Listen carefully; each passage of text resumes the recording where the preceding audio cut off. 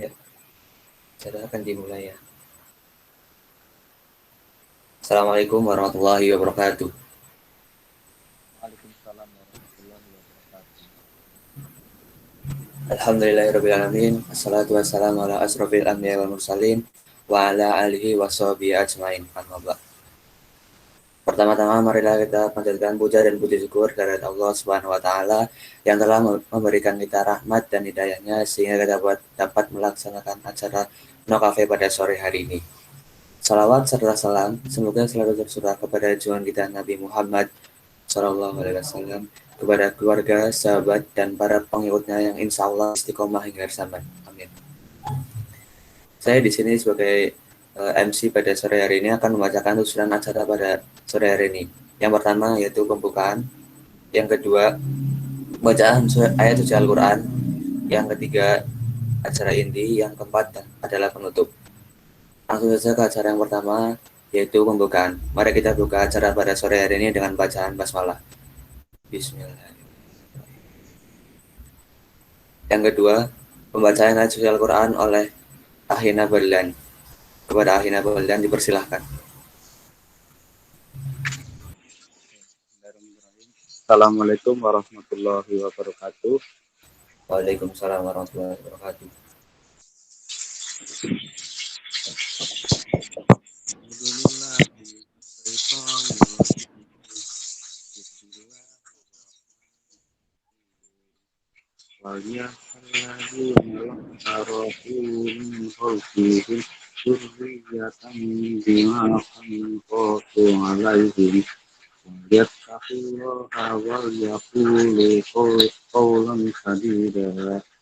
Innalladzina ya'kuluna amwalal yatama dzulman innama ya'kuluna fi butunihim narun wa sayaslawna sa'ira.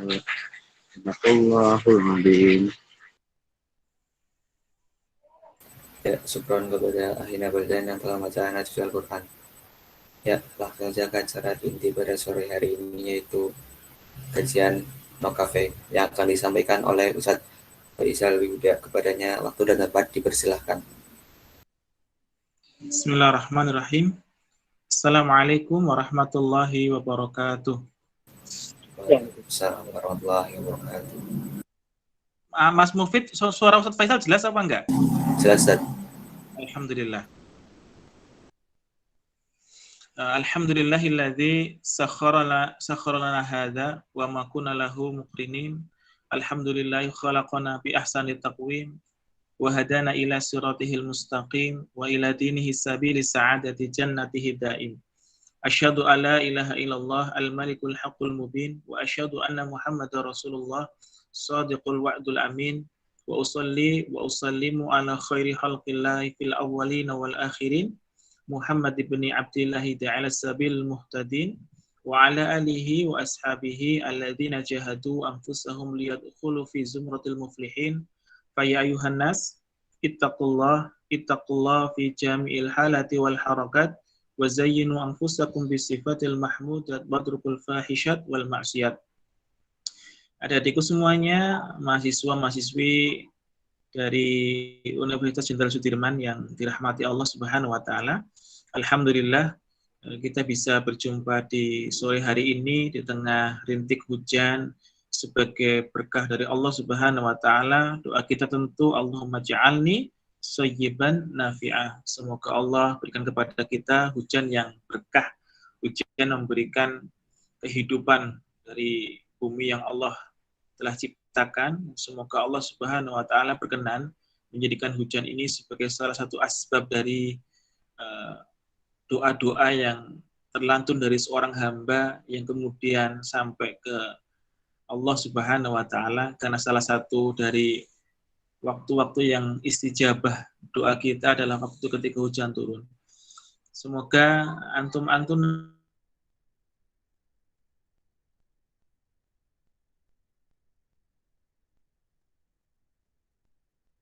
value yang hendak dibawa dari para pemikir-pemikir muda, intelektual-intelektual Islam yang berusaha untuk memiliki hirah dalam belajar tentang ekonomi Islam. Alhamdulillah kita masih memiliki seperti antum-antuna semuanya yang mau menyisakan waktu ya dari aktivitas-aktivitas sekolah gitu, insya Allah, untuk kemudian bisa menjadikan bagian waktu tersebut untuk belajar dari sisi diniyah. Bahwasanya ekonomi terus berkembang, kita paham bersama bahwasanya yang dinamakan dengan dinamika terus ada, maka seandainya kita tidak mau belajar, kita akan ketinggalan. Karena kita tidak hanya dituntut untuk bersikap adoptif, ya, tapi juga bersikap adaptif terhadap perubahan tersebut.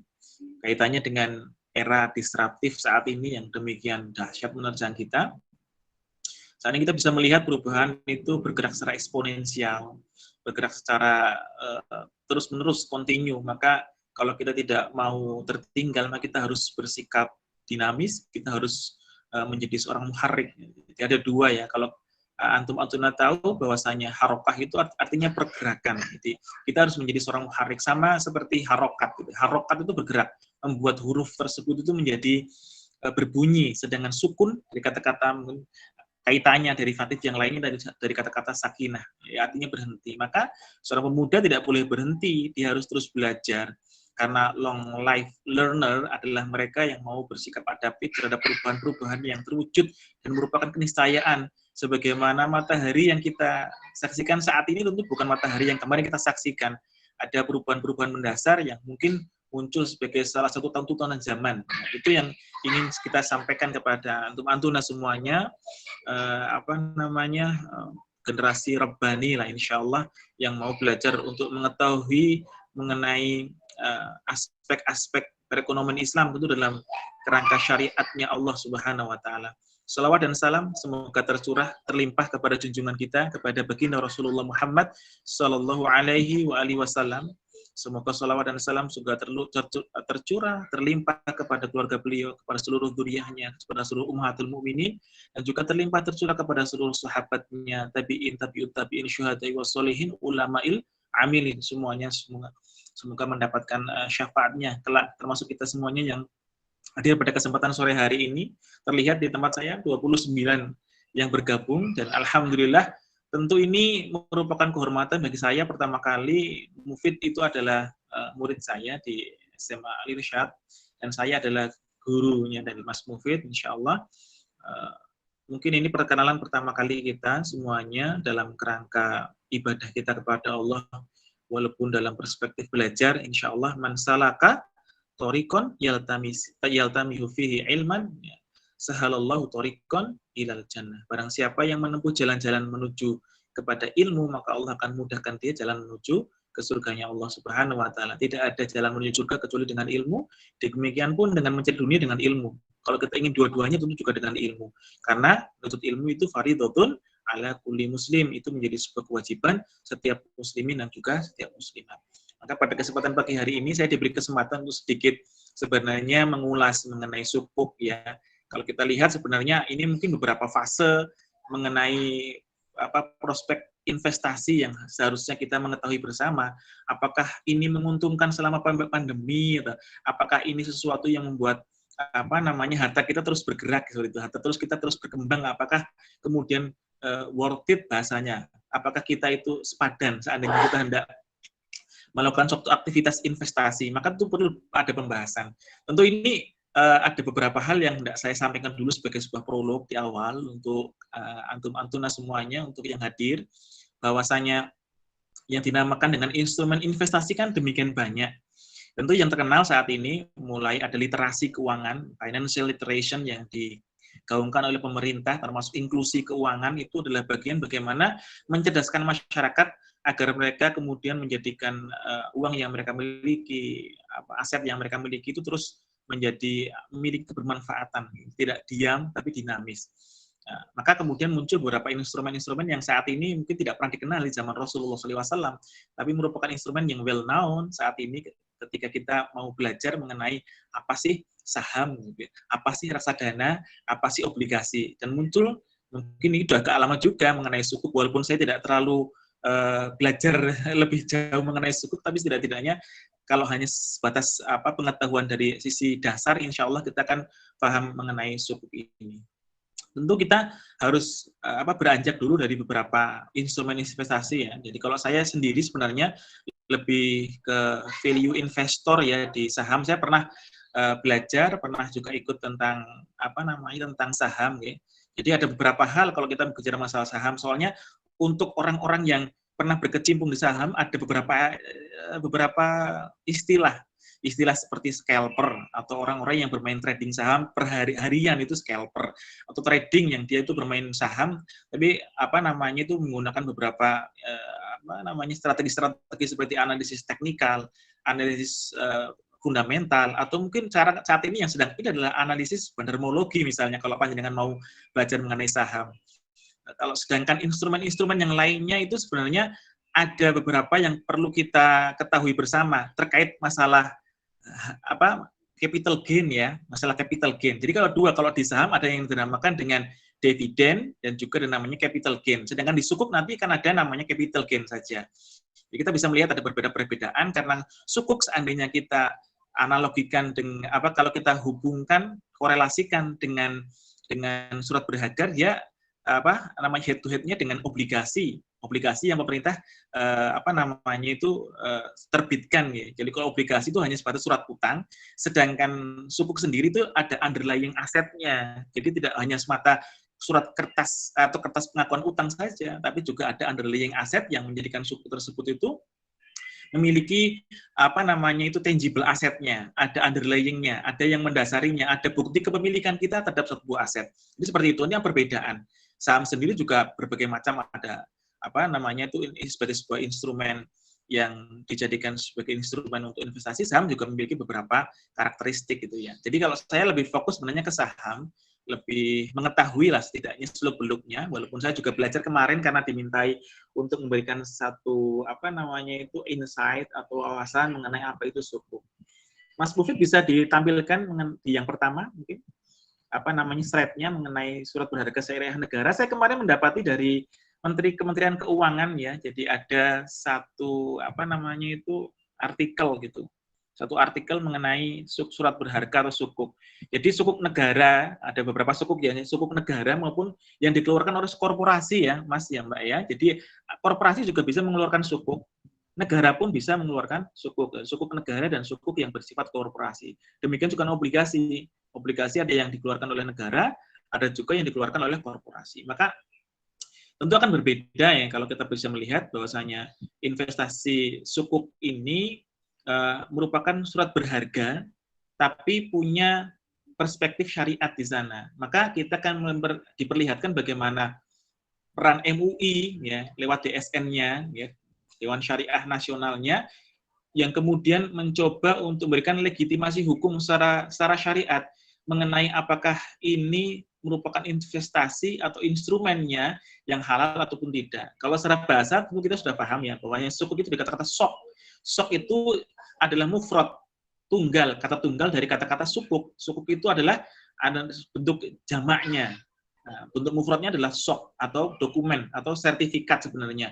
Sertifikat kalau obligasi pengakuan utang ya, tapi kalau sukuk ini adalah pengakuan kepemilikan. Sama seperti saham, ada penyertaan modal seperti itu ya. Jadi kalau saham itu kan penyertaan modal kita kepada sebuah institusi, organisasi atau lembaga, atau perusahaan-perusahaan yang mereka itu melakukan initial public offering atau mereka itu listing di bursa efek.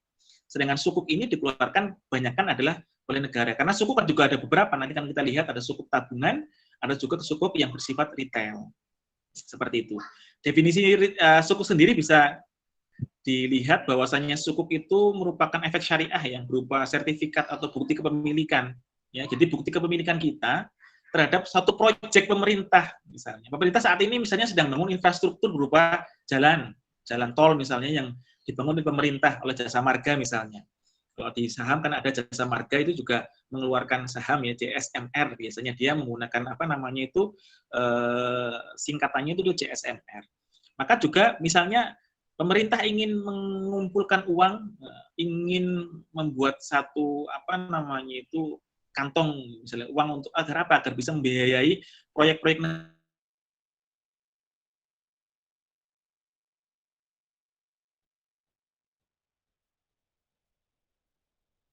bunga tersebut itu lebih tinggi dari suku bunga deposito. Ya. Walaupun saya juga melakukan sebuah riset, bahwasanya sukuk ini adalah low risk, sifatnya adalah rendah di resikonya, maka dia itu low potential gain-nya, maka dia itu rendah pada potential gain-nya atau keuntungan yang diperoleh, tidak seperti saham. Karena saham nilai volatilitasnya tinggi, ya, ketidakpastiannya tinggi, karena kemudian banyak sekali spekulatif sifatnya di sana, di pasar, maka biasanya high risk, high gain. Biasanya saham tersebut itu rawan untuk digoreng misalnya gitu, rawan karena di sana muncul beberapa kalau diistilahkan lebih kepada bandar ya, atau investor-investor besar. Jadi kalau kita masuk ke pasar saham itu lebih kepada sifatnya retail, membeli maksimal mungkin 100 juta, 200 juta, sedangkan kalau bandar-bandar besar, saya menggunakan istilah bandar atau investor-investor besar, baik yang dari luar negeri maupun dari Indonesia, itu biasanya lebih dari beberapa miliar seperti itu. Yang biasanya mereka lah yang dikatakan sebagai market maker. Bahasanya adalah market maker. Jadi kalau di saham seperti itu, sedangkan di sukuk tidak. Sukuk itu terbatas, ya.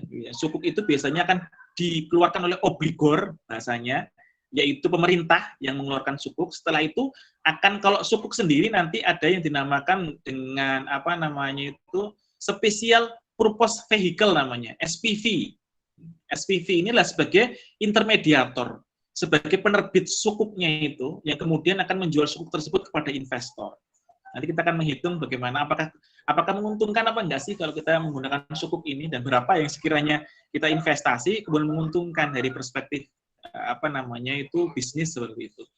Sukuk itu diterbitkan oleh pemerintah Republik Indonesia, ada ORI namanya, ada obligasi retail Indonesia, nanti ada juga SBN itu ya, surat berharga, atau SBSN, surat berharga syariah negara atau sukuk. Ini beberapa istilah saja sebenarnya yang kita bisa melihat ya, bahwasanya sebenarnya sukuk ini adalah cara pemerintah untuk mengumpulkan uang, ya. Cara pemerintah untuk menarik investor agar mereka itu mau membiayai proyek-proyek yang mungkin saat ini pemerintah tidak bisa membiayai, seperti itu. Jadi biasanya mereka punya jangka waktu 3 tahun misalnya. Jadi 3 tahun nanti seluruh uang kita akan dikembalikan lagi oleh obligor dengan disertai dengan bunganya atau dengan bagi hasilnya. Dan ini instrumen pembiayaan APBN. Jadi instrumen pembiayaan APBN berarti resmi dikeluarkan oleh negara ya Mas ya Mbak, seperti itu, dan dijamin 100%. Jadi ini sangat aman karena yang mengeluarkan pemerintah.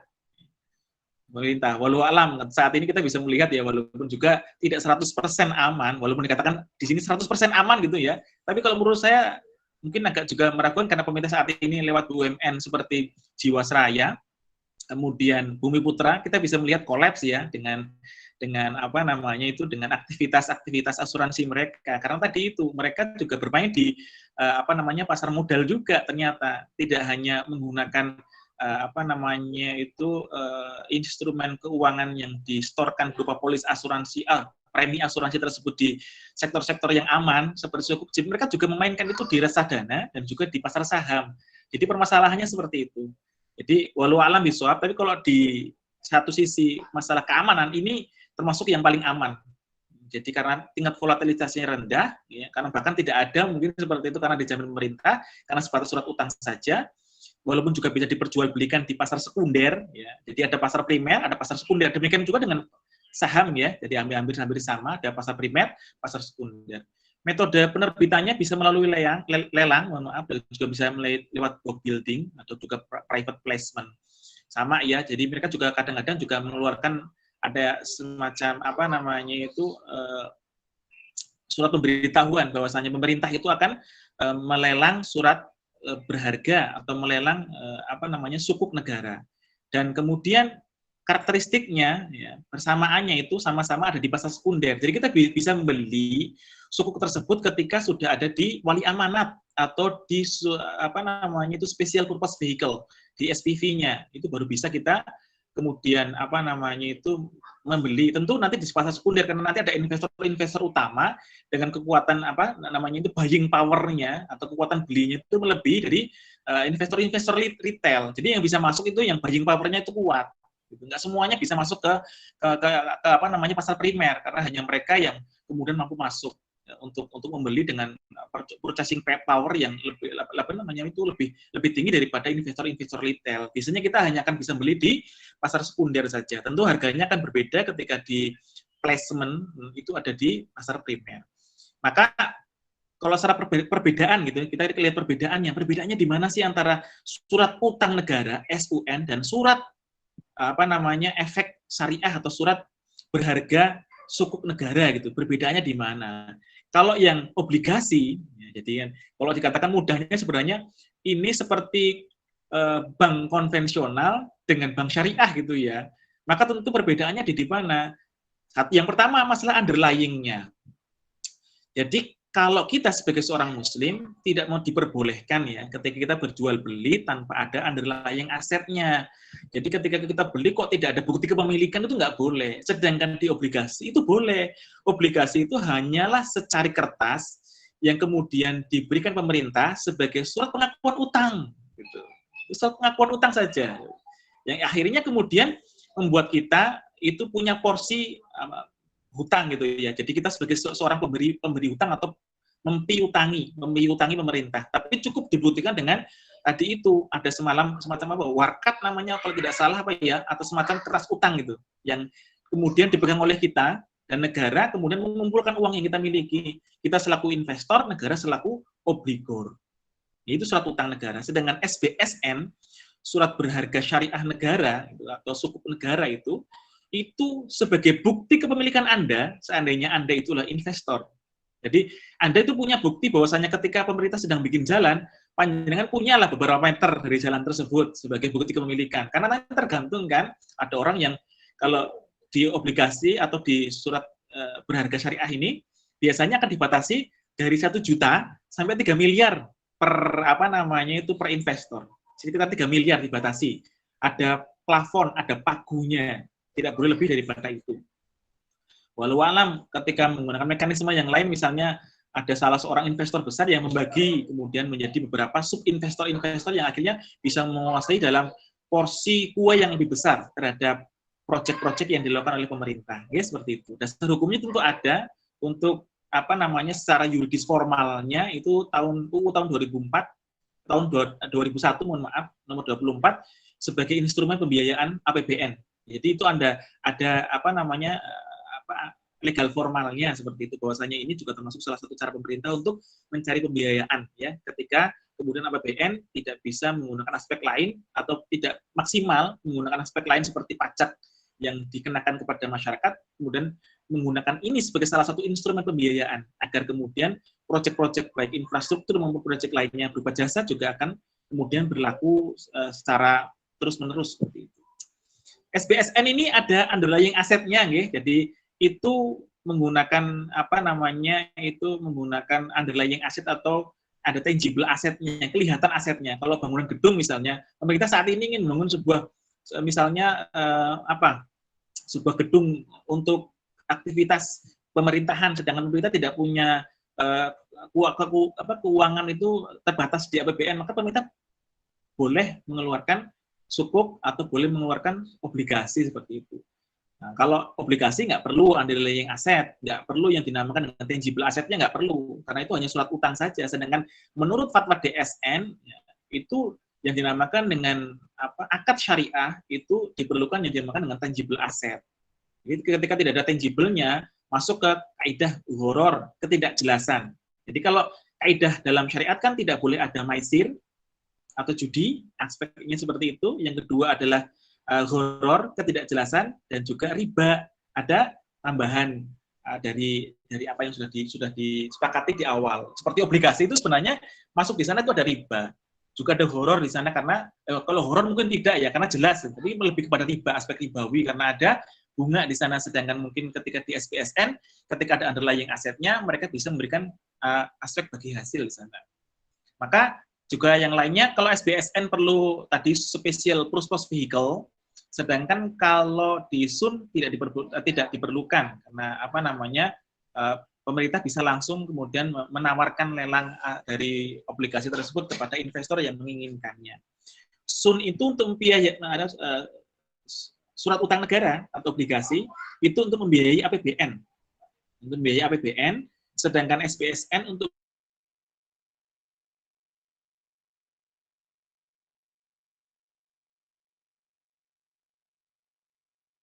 atau apa namanya itu kembalian yang diberikan pemerintah, kalau obligasi itu adalah bunga, SPSN itu lebih sifatnya kepada imbalan, ya, jadi namanya imbalan seperti itu. Nah, kalau kan bisa lihat sendiri ya, mungkin kemarin saya sudah sampaikan kepada siapa namanya Mufid untuk menyampaikan mengenai ini ada dua jenis ya SPSN untuk untuk SPSN itu ada dua untuk investor individu. Nah, ini investor individu itu ada dua SPN apa namanya suku yang pertama suku retail, yang kedua suku tabungan. Nah, perbedaannya di mana? Suku retail tersebut itu dapat diperjualbelikan di pasar sekunder. Sedangkan suku tabungan tidak dapat diperjualbelikan di pasar sekunder, tapi ada opsi early redemption. Jadi diperbolehkan apa namanya tidak sesuai dengan perjanjian di awal 3 tahun, tapi bisa apa namanya ditarik seperti itu tanpa ada penalti. Jadi yang diperbolehkan untuk beli itu adalah warga negara Indonesia ya. Kalau saham itu diperbolehkan investor luar negeri, foreign investor itu boleh. Tapi kalau di sukuk tidak diperbolehkan, karena semuanya harus warga negara Indonesia. Mungkin karena underlying asetnya adalah proyek-proyek strategis nasional yang akhirnya kemudian mengakibatkan harus dibatasi, jangan sampai kemudian investor luar itu masuk ke dalam sistem pembiayaan negara yang mungkin akan berpengaruh terhadap mungkin aspek perekonomian. Warga negara Indonesia kalau suku retail itu diperbolehkan kita minimal pemesannya itu 5 juta. Sedangkan suku tabungan cuma 2 juta. Kemudian kalau kita maksimalnya pada sekitar 5 miliar. Sedangkan maksimum untuk yang suku tabungan itu sekitar 5 miliar juga sama. Jangka waktunya kalau di deposito kan ada ya biasanya ya. Deposito itu tidak diperbolehkan sama seperti deposito sebenarnya. Ini deposito dalam bentuk berbeda. Deposito dikeluarkan oleh bank, sedangkan obligasi atau sukuk ini dikeluarkan oleh pemerintah. Maka diberi jangka waktunya. Jangka waktunya tersebut adalah 3 tahun biasanya kalau sukuk retail. Kalau sukuk tabungan itu sekitar 2 tahun. Jadi mereka akan mendapatkan capital gain itu per bulan. Per bulan nanti akan dapat capital gain gitu. Dapat pembayaran yang bersifat tetap selama 1 bulan per bulan sesuai dengan kesepakatan bunga ataupun imbalan yang diberikan oleh pemerintah sebagai bentuk penghargaan atau bentuk keuntungan yang diperoleh oleh seorang investor ketika mereka itu melakukan aktivitas investasi terutama di pasar obligasi ini yang dikeluarkan oleh pemerintah. Mungkin seperti itu sebagai satu gambaran ya. Jadi permasalahannya memang kalau panjenengan itu investasi di reksadana itu nggak ada pajak ya. Tapi kalau di sukuk ini ada pajaknya. Jadi pajaknya 15%. Jadi kalau kita dapat kalau yang dinamakan dengan net return atau pendapatan keuntungan secara bersih berarti nanti dikurangi 15% ya. Jadi panjenengan hanya akan mendapatkan sekitar 85% dari total aset plus dengan imbalan yang panjenengan dapatkan. Nanti kan seperti itu. Kalau saham itu kan ada dividen ya. Dividen itu dikenakan sekitar 10%.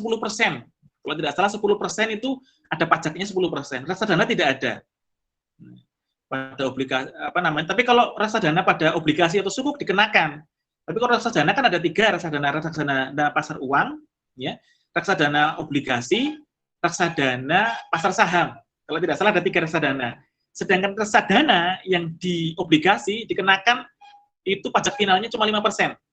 Ya, sebenarnya seperti itu ya. Jadi pemerintah tetap mengenakan pajak. Kalau deposito pajak finalnya sekitar 20%. Jadi ketahui ini ya sebagai sebuah bukan resiko sebenarnya, lebih kepada arah bagaimana kita itu memaksimalkan profit dari instrumen investasi kita. Silakan panjenengan memilih, ada sukuk retail, gitu kan ya, sukuk retail, sukuk tabungan, ada saham, ada reksadana, ada deposito gitu. Kalau menurut Anda gitu sebenarnya kalau offline sebenarnya lebih enak ya kalau kita kemudian menurut Anda itu mana sih yang paling menghasilkan? Tentu satu, ketika itu high risk, tentu itu akan high gain gitu, akan menghasilkan lebih banyak lagi gitu.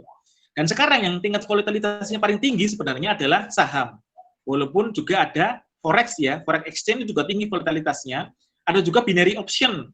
Kalau panjenengan pernah mendengar binomo itu, yang binary option. Tentu itu adalah apa namanya, itu juga warkat ya. Jadi ada beberapa instrumen investasi yang itu benar-benar tingkat volatilitasnya itu tinggi sekali. Jadi panjenengan bisa bisa kemudian nanti browsing lah, silakan. Jadi bisa melihat di internet saat ini muncul berbagai macam instrumen investasi, dan yang paling akhir tentu kita bisa melihat ada namanya cryptocurrency. Ada instrumen investasi menggunakan digital coin ya, ada Bitcoin, ada Ethereum, ada altcoin, ada Theta, berbagai macam instrumen-instrumennya. Tentu mereka adalah instrumen investasi yang berbasis algoritma, tidak punya underlying aset, dan sebagian mengatakan itu sebagai sebuah apa, punya prospek apa untuk bubble, mengalami penggelembungan yang sampai kemudian nanti muncul permasalahan-permasalahan yang bersifat sistemik ya. Sama dulu ketika panjenengan kalau pernah mengkaji mengenai pembiayaan yang apa namanya itu supreme mortgage, silakan baca supreme mortgage yang dikeluarkan oleh apa namanya lembaga-lembaga keuangan yang di Amerika sampai kemudian menumbangkan Lehman Brothers, itu yang dinamakan dengan bubble ekonomi. Itu salah satunya ya. Sedangkan kita fokus kepada sukuk. Kalau sukuk, ya, kunci utamanya adalah dia merupakan instrumentasi rendah resikonya, paling rendah sebenarnya. Karena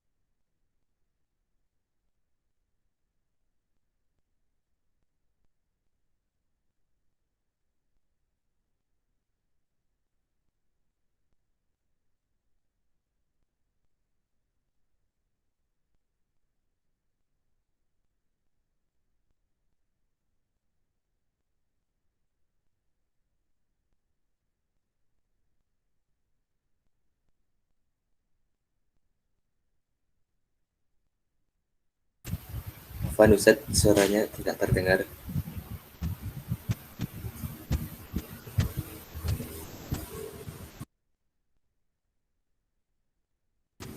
Sebentar ya teman-teman, Ustadz mungkin sedang gangguan sinyal.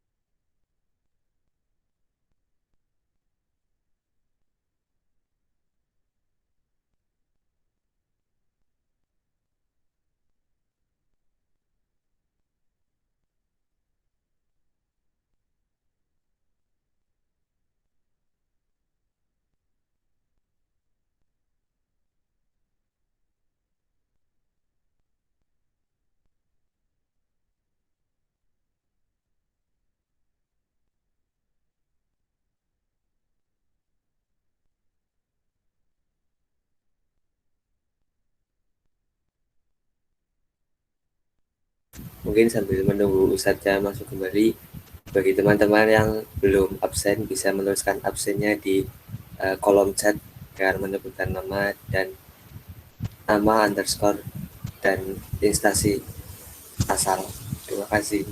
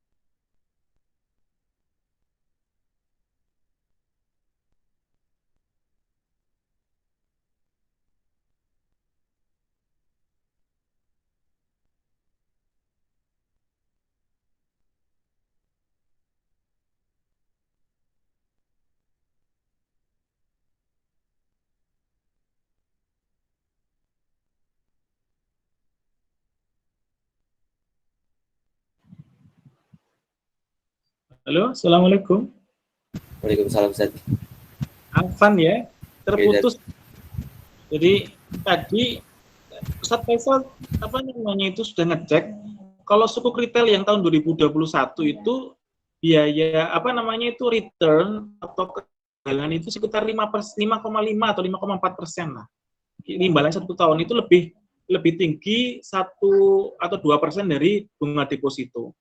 Sebenarnya kalau kita sebagai value investor, jadi saya katakan ya ada dua tipikal orang ketika mereka tuh masuk ke pasar modal atau ke pasar uang. Ada orang yang memang itu dia apa namanya spekulan gitu ya, orang-orang yang memang punya jiwa apa namanya risk seeker gitu. Itu tidak masalah sebenarnya ketika mereka itu kemudian masuk ke sebuah tempat yang memang menawarkan kepada mereka itu apa namanya menawarkan kepada mereka itu tingkat tadi itu spot jantungnya lebih gitu daripada yang lain. Sedangkan kalau kita masuk di obligasi, masuk di sukuk ini biasanya tidak akan terlalu tinggi, volatilitasnya itu tidak ada lah Mbak Ambin, itu tidak ada karena memang ini adalah sebuah surat saja pengakuan utang dari pemerintah atau sebagai bentuk tadi itu pengakuan bahwasanya kita punya penyertaan modal, bahwasanya kita itu punya punya aset yang saat ini sedang pemerintah mencoba untuk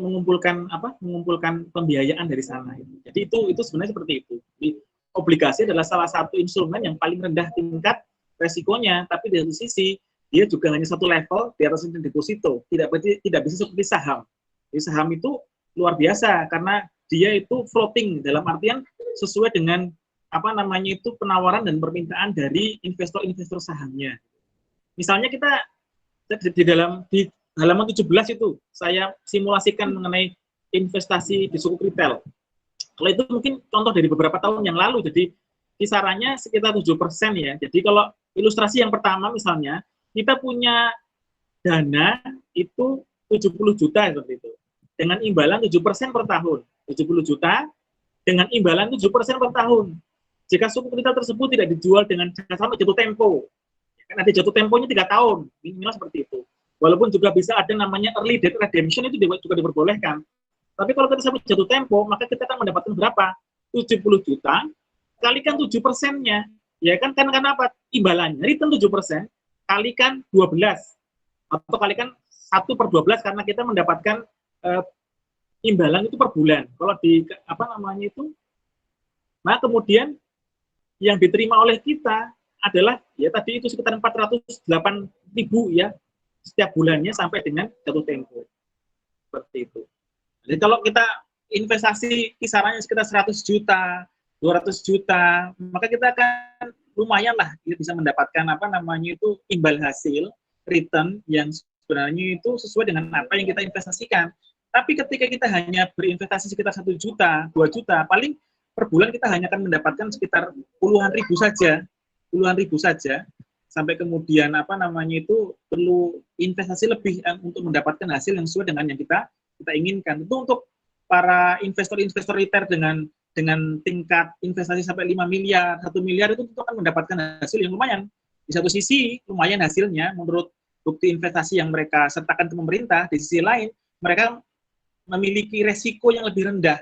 Karena tadi itu sifat dari obligasi ini ketika dijamin oleh pemerintah memiliki aspek penjaminan yang tadi yang bersifat mutual gitu ya, yang sifat menguntungkan kedua belah pihak. Jadi ketika saat ini investor itu sangat diuntungkan dengan tingkat keamanan yang tinggi dari sebuah instrumen investasi, di sisi lain pemerintah juga mempunyai waktu untuk tadi itu menggalang dana untuk membiayai sektor-sektor infrastruktur maupun sektor jasa yang saat ini membutuhkan pembiayaan seperti itu. Itu jadi kalau kita bisa melihat seperti itulah aspek dari investasi di sukuk ini. Jadi kalau kita lihat sebenarnya kalau dari sisi keuntungan tidak sebesar saham, tapi dari sisi keamanan sangat aman, terutama untuk mereka yang baru memulai untuk melakukan investasi di usia muda seperti antum-antum semuanya yang hadir pada kesempatan sore hari ini. Jadi kita mulainya sebenarnya dari bagaimana membentuk satu instrumen portofolio, ya. Jadi kalau di usia muda seperti ini adalah portofolio yang dipertimbangkan. Silakan untuk bermain di reksadana atau bermain di surat berharga syariah negara seperti ini, karena minim sekali resiko yang kita hadapi. Kalau kita bermain di saham, tentu kita harus siap dengan segala macam resiko yang muncul, terutama dengan volatilitas atau dengan tingkat resiko yang tinggi yang biasanya itu muncul karena tadi itu ada bid and offer, ada penawaran dan permintaan yang seringkali hal tersebut itu dipermainkan oleh market maker-nya, mereka orang-orang yang punya modal besar yang kemudian mencoba untuk meraih keuntungan yang besar juga. Jadi itu seperti itu sebenarnya kalau secara konseptual, secara teoritis mengenai sukuk retail dibandingkan dengan instrumen investasi lainnya. Kalau 1 juta di saham, satu hari mendapat keuntungan 2%, 3% itu mudah. 1% misalnya dari 1 juta, atau 2% dari 1 juta tentu akan menguntungkan itu per hari itu bisa. Kalau kita main scalping namanya, main menjadi seorang scalper, menjadi seorang trader, tentu itu adalah lebih ke arah spekulasi, lebih kepada mungkin dekat kepada maisir atau judi. Sedangkan kalau di sukuk retail ini, terutama di yang surat berharga syariah, kita mendiamkan uang tersebut nanti tiap bulan seperti orang yang sedang nabung saja mendapatkan return dari pemerintah seperti itu. Itu dengan berbagai macam berbagai macam kembalian-kembalian yang menguntungkan bagi kita sebagai seorang investor. Jadi seperti itu kalau kita lihat ya. Jadi kalau dikatakan apakah selama pandemi ini menguntungkan seandainya kita berinvestasi di obligasi, kalau menurut saya pribadi, kalau keuntungan secara material kita mendapatkan banyak dengan 1 juta kita misalnya, itu tentu tidak. Tentu kita butuh investasi yang lebih besar lagi, sekiranya mungkin 100 juta atau mungkin 1 miliar untuk menghasilkan keuntungan yang menjadi passive income kita, selaku value investor. Butuh waktu lah, butuh uang yang bersifat akumulatif. Saya pernah diberitahu yang paling bagus ketika berinvestasi adalah dollar cost averaging namanya, dollar cost average namanya. Jadi DCA itu salah satu yang paling memungkinkan kita selaku value investor, selaku orang yang berinvestasi di awal, gitu ya, orang-orang pemula, newbie gitu, orang-orang yang ada di awal itu adalah ketika kita bisa menyisihkan pendapatan kita untuk ditabungkan. Misalnya Anda diberi oleh orang tua itu ada uang saku misalnya, 1 bulan 3 juta atau 2 juta, panjenengan bisa menyisihkan 250.000 saja, masukkan ke reksadana lewat ajaib atau lewat bibit, itu udah luar biasa. Setahun udah mungkin ada yang dinamakan dengan itu kembalian returnnya udah lumayan lah, bisa untuk jajan seperti itu. Kalau untuk sukuk sepertinya butuh pemodal besar yang mereka itu hendak mengamankan aset mereka dengan menggunakan aspek instrumen investasi yang bersifat tadi itu rendah pada sisi resikonya. Kalau menurut saya seperti itu. Kalau di beberapa literatur yang saya baca, pembiayaan sukuk contohnya ya, seperti jalur kereta itu yang double track antara Cirebon sampai ke Kroya. Sekarang kita bisa melihat ya, kalau sering melewati itu perlintasan kereta api, kita bisa melihat itu ternyata double track tersebut itu dihargai oleh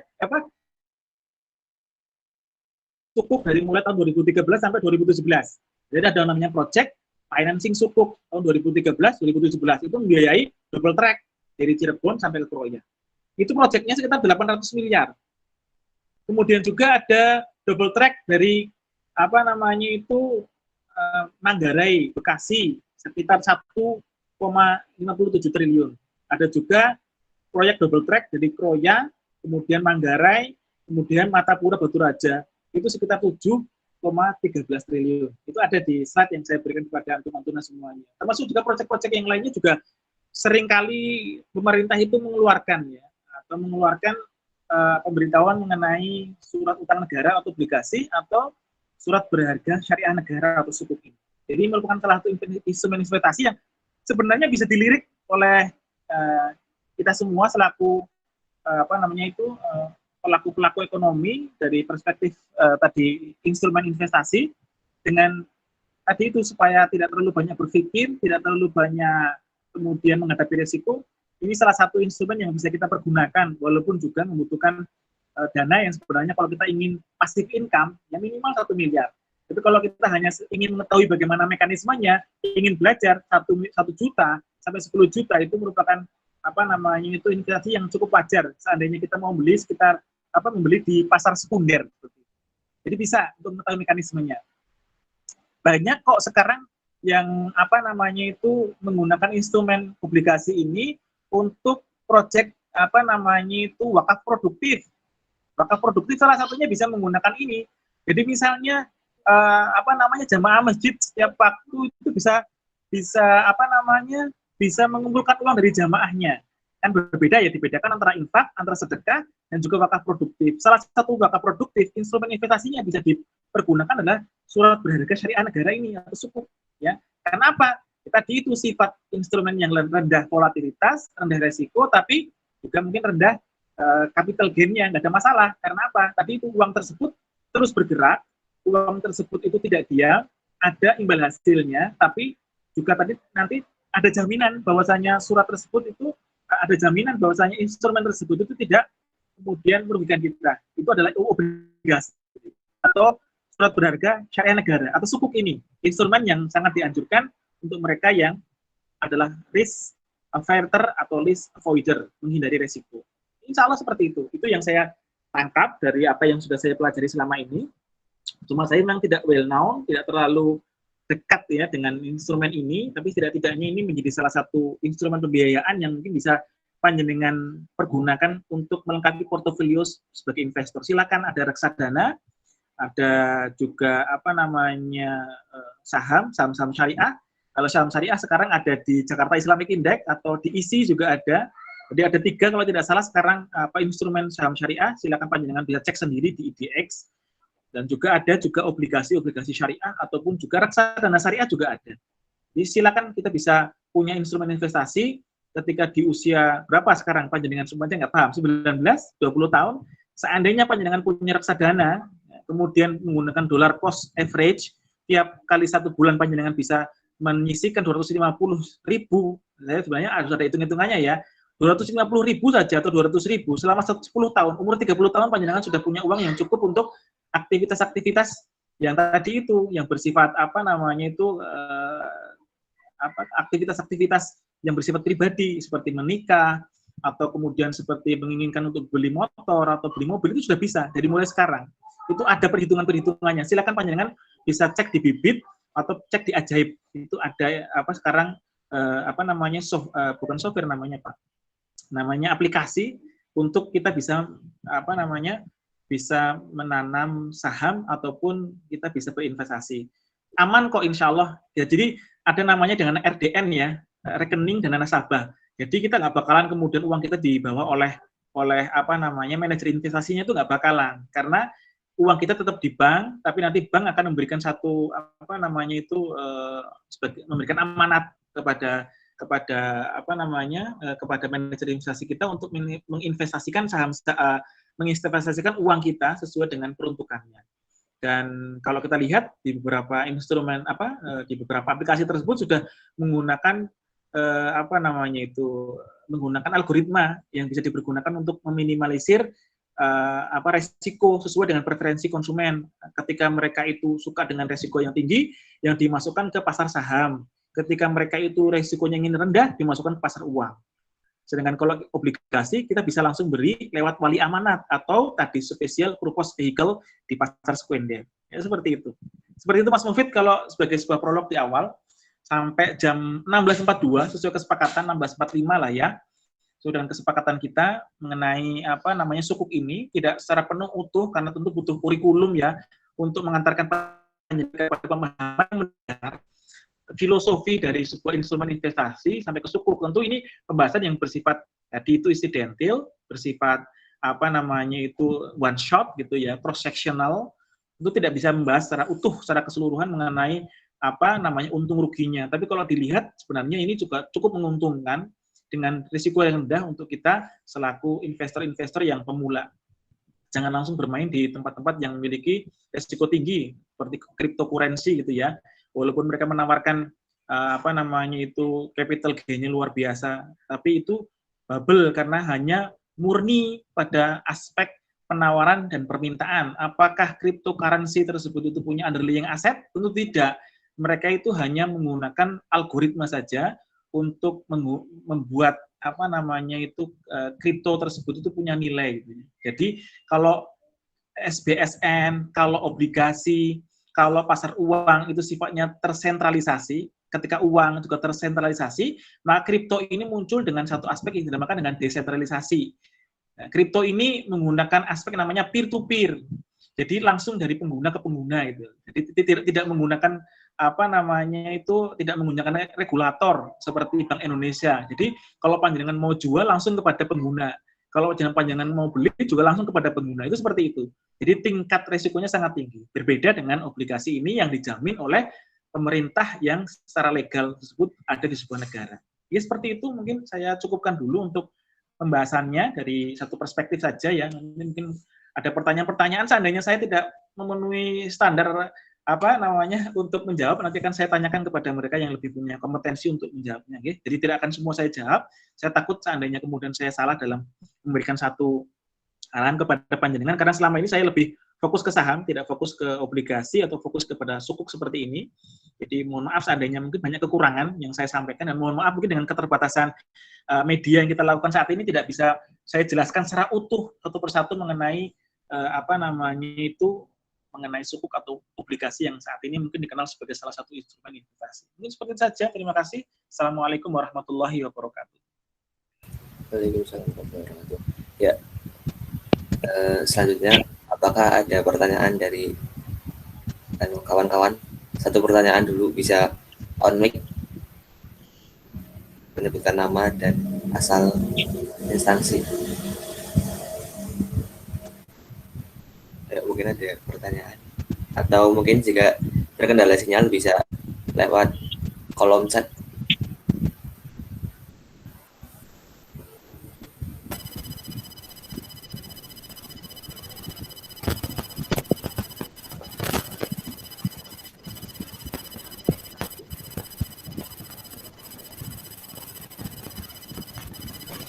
Afwan Akhina Dafa.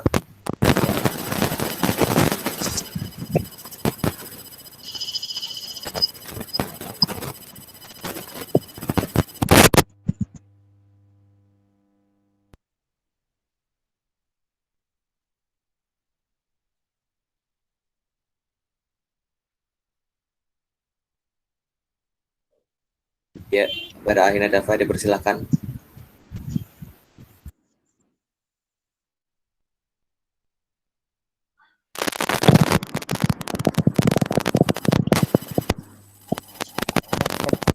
Suaranya sudah masuk?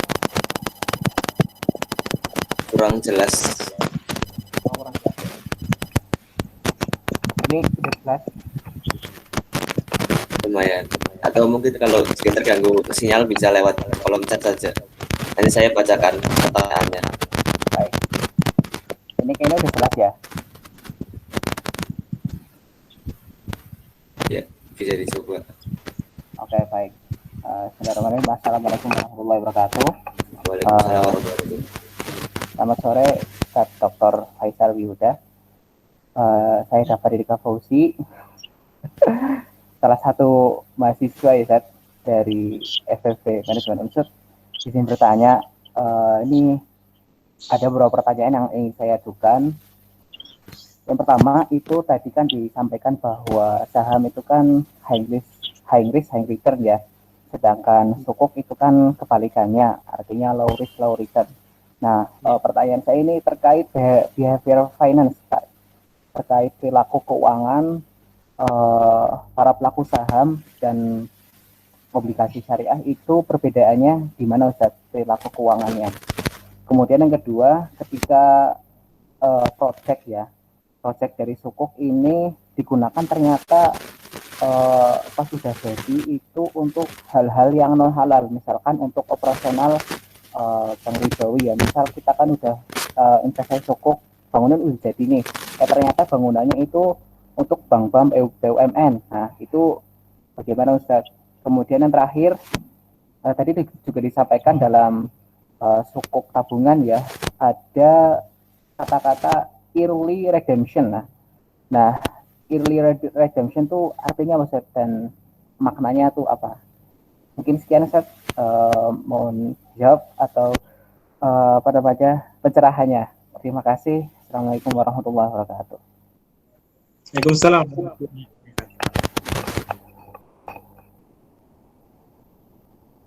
Langsung dijawab atau gimana ini? Ini ada satu pertanyaan lagi atau mau saya bacaan atau langsung dijawab saja?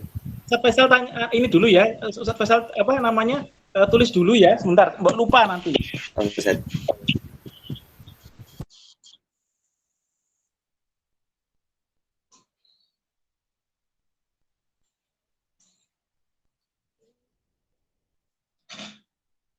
Yang pertama adalah mengenai perilaku pasar tadi ya. Perilaku pasar. Kemudian yang kedua itu namanya masalah compliance ya. Itu namanya compliance.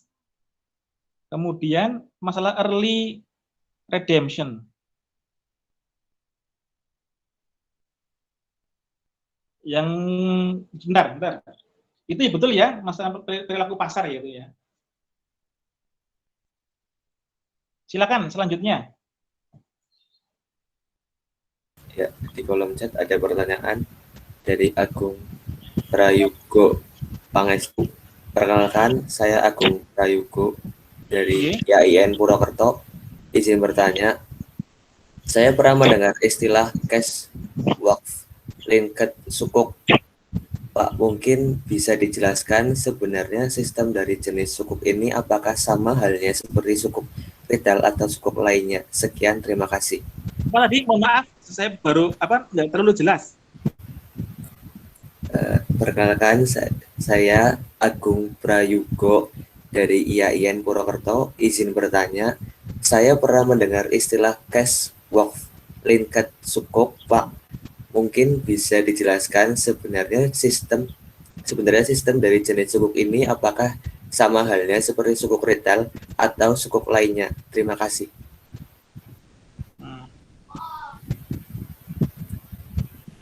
Ya, mungkin 2 pertanyaan saja, Ustaz. Syukran. Seperti yang saya sampaikan tadi, jadi memang tidak semuanya akan bisa saya jawab ya, terutama dengan berkaitan, terutama saya terus terang ini, saya sampaikan kepada antum-antuna semuanya, saya baru belajar mengenai sukuk. Kalau di pasar saham, terus terang memang saya sudah beberapa waktu ini berusaha untuk belajar, termasuk masuk ke grup-grup MyList-MyList-nya, grup-grup Telegramnya, saya berusaha untuk menggali lebih dalam mengenai saham. Tapi ketika sukuk, terus terang memang saya mengalami kekurangan, masih illiterate lah, masih kurang banyak saya kaji mengenai sukuk ini. Saya juga tidak mendapati yang pertama ini yang sering kali saya dapati di pasar saham itu adalah perilaku pasar ya, bukan lebih ke perilaku keuangan. Saya tidak tahu kalau untuk perilaku keuangan itu yang dimaksudkan dengan perilaku keuangan itu seperti apa, saya belum paham. Mungkin nanti saya perlu penjelasan ya. Jadi kalau di pasar saham ada namanya dengan market behavior ya. Jadi seringkali ketika kita masuk ke sebuah pasar uang atau pasar saham, itu pasar seringkali seringkali dipengaruhi oleh psikologis dari para investornya, orang-orang yang bermain saham itu. Jadi itu namanya dengan perilaku pasar gitu ya.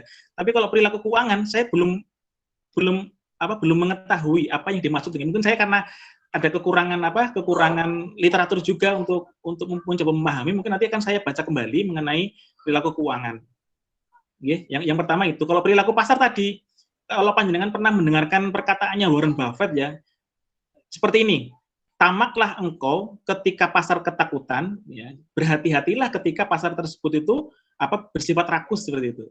Jadi itu yang dinamakan psikologi pasar. Seringkali kita terombang-ambing dengan perilaku dari para investor yang mereka itu mencoba untuk mempermainkan pasar. Jadi mereka seringkali bermain psikologi di sana. Kadang-kadang ketika harganya dibuat setinggi mungkin, ya, kalau panjenengan dengar nggak kemarin ada kisah namanya pump and dump namanya. Jadi seringkali pasar tersebut dibuat seolah-olah itu harga-harga itu naik tinggi. Padahal mereka itu sedang mempermainkan sampai kemudian ketika terakumulasi begitu banyak uang, setelah itu sahamnya tersebut akan dilempar jauh ke bawah. Itu namanya adalah psikologi pasar ya. Tapi kalau perilaku keuangannya nanti saya akan tanyakan lebih lanjut apa yang dimaksud dengan perilaku keuangannya tersebut terkait dengan masalah obligasi dan juga dengan masalah saham. Kalau masalah terkait bahwasanya ini high risk, high potential ya, bukan high risk dalam actual ya. Jadi berbeda ketika kita berbicara actual risk dengan potential risk ya. Karena potential risk itu adalah sesuatu yang bersifat potensial. Itu mungkin saja terjadi gitu. Walaupun ketika kita masuk ke pasar juga belum tentu terjadi. Jadi yang dimaksudkan dengan perilaku keuangan mungkin ini saya mencoba untuk menebak di sini adalah ketika seseorang masuk ke pasar saham maupun pasar obligasi, psikologisnya dia itu kan banyak berpengaruh. Apakah dia itu adalah seorang yang memiliki keberanian untuk mengambil resiko, atau dia itu adalah orang-orang yang berhati-hati karena minimnya modal yang dia miliki gitu. Maka ketika seseorang itu memiliki modal yang sedikit, memiliki modal yang terbatas, maka dia cenderung akan berhati-hati. Pun demikian, proporsi kita ketika kita melakukan satu investasi akan berbeda psikologisnya. Seperti ini, Anda itu investasi 1 juta, ketika loss 1% itu berapa? Misalnya, atau 10% misalnya dari 1 juta, loss-nya paling 100.000. Bayangkan ketika Anda itu berinvestasi 100 miliar, panjenengan mengalami loss itu sampai 10%, berapa? 100 jutanya kan? Itu yang dinamakan dengan psikologi keuangan kalau menurut saya nih, atau perilakunya gitu. Jadi kita itu kadangkala tadi itu sikap kita bisa berbeda hanya karena masalah investasi yang kita berikan gitu. Kalau saya misalnya hanya 1 juta, tentu saya akan berpikir hanya kehilangan 100.000. Bayangkan kalau panjenengan menjadi seorang investor misalnya di obligasi dengan tetapnya nilai imbalan dengan di saham yang tidak memiliki ketetapan dalam nilai imbalan, itu kan berbeda sikapnya.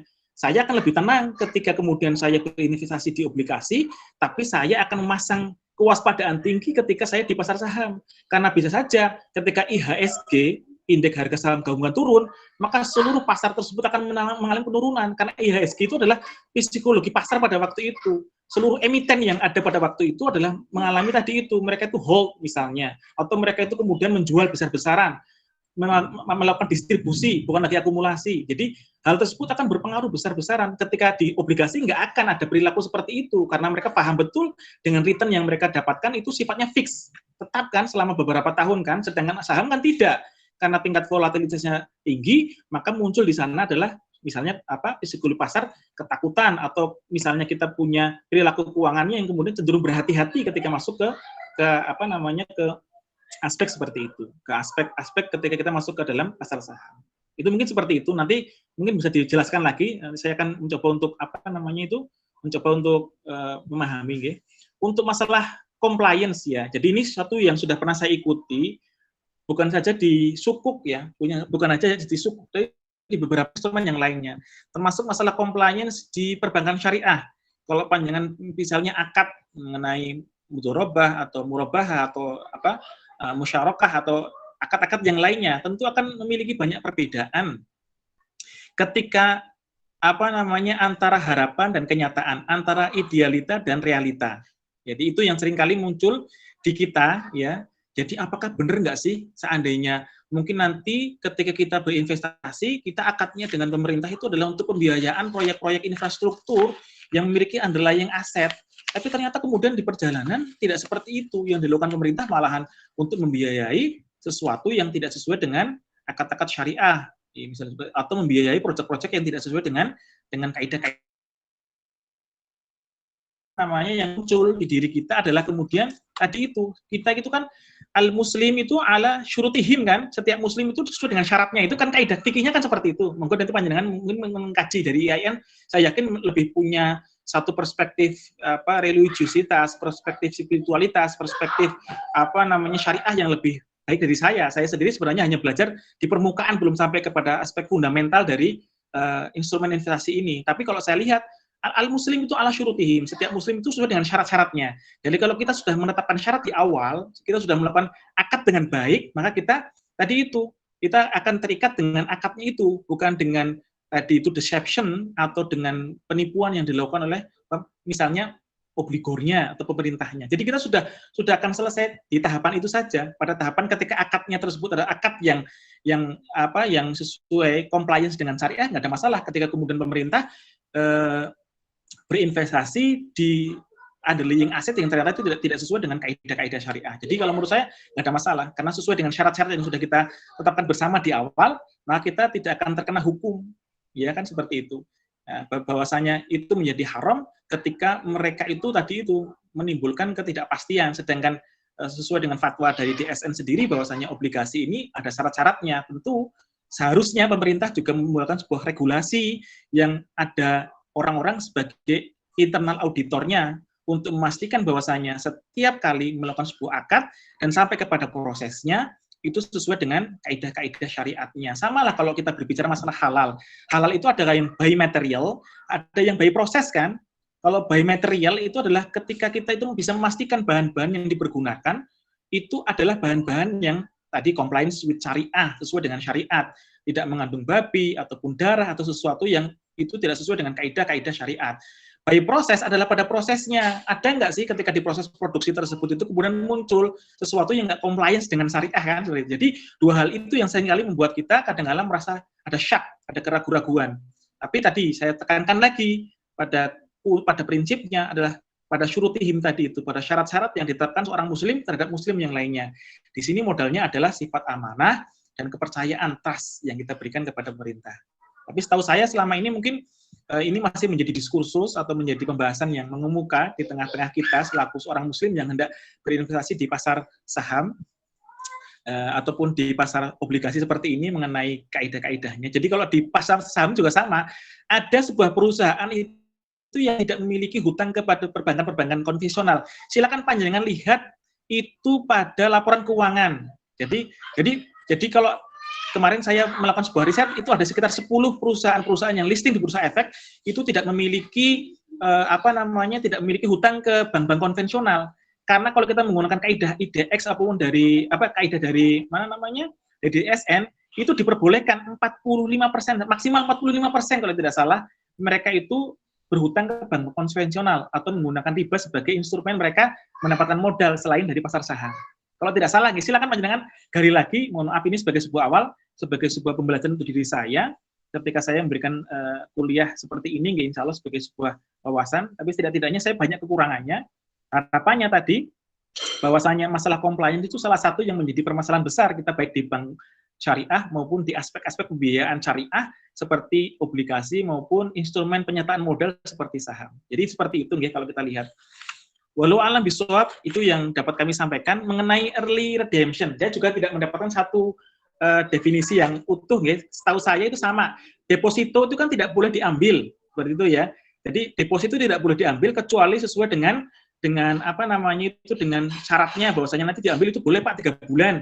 Ada tenornya 4 bulan Pak, ada 12 bulan. Tapi boleh nggak diambil? Boleh, tapi kena penalti kan. Ada hukumannya, ada ganjarannya. Pun demikian dengan obligasi. Ketika pemilik modal tersebut menginginkan untuk menarik apa namanya itu modalnya, itu diperbolehkan seperti itu. Tapi tentu dengan berbagai persyaratan yang di awal sesuai dengan akadnya. Jadi tetap ada diperbolehkan untuk redemption, artinya kan penarikan ya, withdrawal gitu. Sesuatu yang diperbolehkan, ada apa namanya itu legal formalnya, tapi di satu sisi tentu ada persyaratan yang harus dilakukan oleh seorang investor. Jadi investor ketika obligasi pun sama di pasar sekunder ya, dia bisa jual rugi, dia bisa jual untung. Ya gitu. Jual rugi adalah ketika dia beli di pasar sekunder, di pasar primer misalnya dia beli 100 juta, dia jual dengan keuntungan 110 juta misalnya, itu jual untung. Atau juga karena dia butuh uang yang liquid, yang cepat, dia jual di bawah harga pasar, misalnya 98 juta, maka dia jual rugi.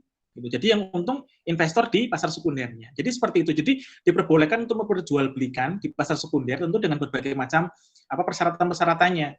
Saya belum melihat secara utuh nih mengenai early redemption tersebut, apakah itu berada di pasar primer atau di pasar sekunder. Permasalahannya seperti itu. Jadi insya Allah akan saya gali lagi untuk apa namanya masalah sukuk ini, terutama berkaitan dengan masalah-masalah yang tadi itu bersifat transaksional tadi, karena di awal juga kan penawarannya bisa lewat lelang atau lewat apa namanya itu lewat aspek-aspek yang lainnya juga bisa dilakukan. Walau alam bisawab, mohon maaf mungkin kurang bisa memuaskan panjenengan jawaban saya, tapi insya Allah akan saya sampaikan nanti ke Mas Mufid untuk beberapa pertanyaan-pertanyaannya. Pertanyaan yang kedua, terus terang saya belum pernah baca mengenai aspek sukuk kecuali yang dua hal ini, yaitu sukuk ketika bicara masalah syariah loh ya. Ketika bicara masalah syariah hanya ada dua, sukuk tabungan, ya, ST biasanya punya ini ST, kemudian juga ada sukuk retail, SR. Ya, jadi kan ada namanya ya, SR berapa misalnya, SRI misalnya, sukuk retail Indonesia nomornya berapa, sukuk tabungan Indonesia STI misalnya nomornya berapa. Kalau di obligasi namanya obligasi retail Indonesia ORI, seri yang keberapa. Per tahun biasanya berbeda-beda itu nomornya. Karena pemerintah juga punya legal standing-nya untuk mengeluarkan satu aspek pembiayaan yang itu masuk di APBN. Maka biasanya akan dikeluarkan sesuai dengan kaidah-kaidah yang dikeluarkan oleh Kementerian Keuangan. Silakan panjenengan cek di Kementerian Keuangan, itu banyak sekali terkait dengan masalah-masalah pembiayaan negara yang dibiayai dari aspek obligasi maupun dari aspek tadi itu sukuk. Wallahu alam bisawab, mohon maaf seandainya tidak bisa memuaskan, tapi nanti akan saya cari, mohon maaf nanti dituliskan nggih. Itu pakai bahasa Inggris kalau tidak salah. Maka tolong dituliskan seperti apa supaya saya bisa belajar juga, sama-sama belajar di sini nggih. Growing, sharing and growing together, tidak ada yang lebih pandai karena di atas langit pasti ada langit lagi. Dan saya juga mendapatkan berita untuk memberikan sedikit mengenai sukuk ini dari Mas Mufid. Kemarin saya beranikan diri lah, karena kata beberapa filsuf mengatakan bahwasanya orang yang kuat itu adalah orang yang menciptakan kesempatan kan. Orang yang bijak adalah orang yang memanfaatkan kesempatan, orang yang lemah adalah ketika dia melewatkan kesempatan. Saya ingin menjadi orang yang bijak dengan memanfaatkan kesempatan tersebut untuk belajar. Kalau di pasar saham, insya Allah, saya sudah banyak berkecimpung di sana, walaupun bukan pemain besar, tapi setidaknya saya paham. Apakah mereka menjadi scalper atau orang yang trading saham harian, bahkan jam-jaman, bahkan menitan, saya paham orang-orangnya seperti apa, yang mereka spekulatif sifatnya, atau menjadi seorang swing trader namanya. Swing trader itu adalah swing harian, atau mingguan, atau bulanan, atau menjadi value investor. Di sana kita hanya akan melihat pergerakan saham dengan melihat fundamental. Fundamental saham itu dilihat dari mana? Dari laporan keuangan. Bagaimana mereka itu punya profit, bagaimana mereka itu punya hutang, kita kaji dari laporan keuangannya, itu namanya fundamental analisanya. Kalau orang trader menggunakan analisa teknikal, mereka menggunakan aspek bullish, aspek bearish, apa candlestick-nya, kita akan melihat seperti apa, karena biasanya yang dinamakan psikologi atau perilaku dari seorang investor itu akan bentuk satu pola. Itu seperti itu. Nanti kan kita bisa bahas banyak kalau berbicara masalah bagaimana kita berinvestasi di saham, dari perspektif seorang value investor, dari perspektif seorang trading, swing trading, atau mungkin scalper. Bisa kita bahas lebih lanjut. Tapi setidak-tidaknya kalau kita bicara obligasi yang sesuai dengan syariah, tentu pemahaman saya akan terbatas mungkin ke beberapa aspek saja sesuai dengan yang saya ketahui dan saya pelajari beberapa waktu ini. Mungkin seperti itu Mas Mufid, mohon maaf sampaikan kepada teman-teman dari AIN, mungkin mereka juga punya insight atau wawasan yang lebih dari Ustadz Faisal, Ustaz Faisal terus terang doktornya dari manajemen ya, bukan dari ekonomi Islam. Suatu kali waktu mungkin kalau ada kesempatan Ustaz Faisal akan kuliah lagi di Magister Ekonomi Syariah ya, supaya mendapatkan satu pemahamannya lebih utuh mengenai apa sih instrumen-instrumen pembiayaan terkait juga dengan apa namanya itu behavior-nya. Jadi sekarang yang dinamakan accounting, ekonomi itu sudah beralih shifting paradigmanya ke behavioral ya, kepada aspek perilakunya. Itu sekarang asik untuk diteliti. Silakan itu kalau masuk ke sana, kayaknya lebih asik diteliti. Bagaimana kita melihat perilaku pasar, terutama investor dan juga obligor atau orang-orang yang punya emiten-emiten sahamnya di sana. Itu asik, silakan diteliti. Salah satu apa namanya kajian-kajian yang kalau menurut saya sangat asik untuk kita teliti. Selain juga beberapa aspek seperti kalau belajar behavioral accounting, ada juga akuntansi forensik kan di sana kan ya. Itu kan muncul setelah ke sini. Kalau dulu kan akuntansi sifatnya teknikal, sangat teknikal. Sekarang sudah mulai masuk ke behavioral. Terus terang, pemahaman saya tidak sampai ke sana. Walaupun dulu akuntansi, saya S2-nya akuntansi, tapi lebih kepada akuntansi yang sifatnya konvensional, tidak ke akuntansi yang bersifat syariah. Saya hanya belajar secara otodidak saja. Nanti mungkin bisa sharing, bisa apa namanya itu kita, teman-teman kita yang di EIN, yang mereka mungkin lebih punya satu apa nama komunitas yang bisa membuat kita lebih membuat kita lebih terbuka mengenai instrumen-instrumen pembiayaan dari perspektif syariah. Seperti itu. Mohon maaf kalau mungkin kurang dalam apa pengetahuannya. Wallahu a'lam bishawab. Seperti itu Mas Mufid, silakan dilanjutkan. Syukron atas jawaban dan penjelasannya Ustadz. Ya, karena waktu yang sudah terbatas, mungkin hanya 2 pertanyaan. Nanti bisa dua penanya bisa menghubungi admin. Ya, acara selanjutnya ada sesi dokumentasi. Mungkin teman-teman bisa on cam terlebih dahulu untuk foto bersama.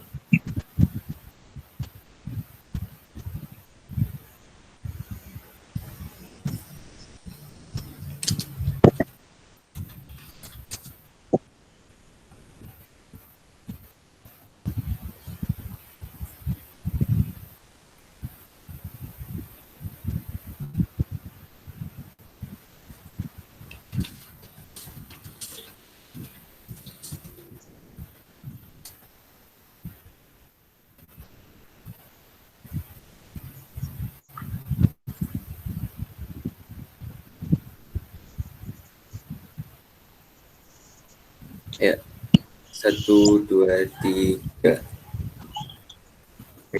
Sudah. Terima kasih kepada teman-teman yang telah hadir pada acara pada sore hari ini. Mengingatkan lagi kepada 2 penanya tadi bisa menghubungi admin di grup WA. Ya, kita telah sampai pada penghujung acara pada sore hari ini. Terima kasih kepada Ustadz yang telah memberikan penjelasan tentang sukuk. Mari kita akhiri acara pada kegiatan sore hari ini dengan bacaan hamdalah dan doa kafaratul majlis. Alhamdulillah subhanallah. Asyhadu an la ilaha illa anta astaghfiruka. Syukron. Mohon maaf jika ada kesalahan dari saya. Wassalamualaikum warahmatullahi wabarakatuh. Waalaikumsalam warahmatullahi wabarakatuh. Waalaikumsalam warahmatullahi wabarakatuh. Terima kasih Ustadz, terima kasih moderator. Sama-sama.